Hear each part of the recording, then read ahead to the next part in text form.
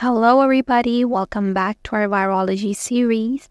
So today we are going to talk about the two different life cycles, that is the lytic and the lysogenic cycle.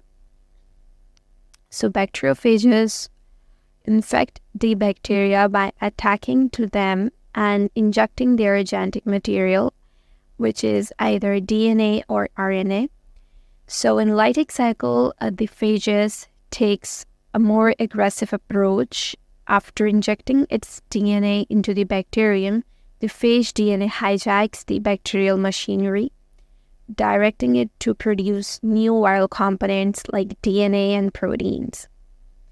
And then these components are assembled into new phages, and eventually the bacterial cell bursts open or cell lysis occurs.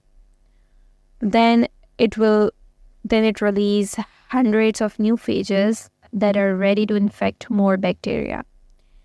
And this is kind of a destructive process. That's why it's called as the lytic cycle.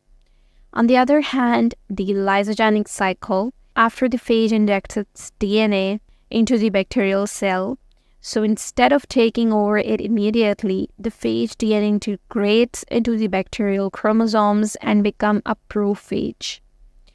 In this dominant state, the viral DNA is copied along with their host's DNA as the bacterium divides. And this is how the spreading occurs without causing any harm.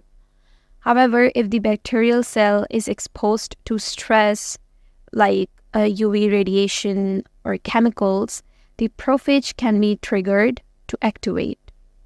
Once it is activated, the prophage excises itself from the bacterial DNA, and then it enters the lytic cycle, starting the process of destroying the host cells and then releasing the new phages. So both of the cycles are crucial for the survival and evolution of viruses, and understanding these processes helps the scientists to understand that how to fight the bacterial infections and use phages as the therapeutic tools.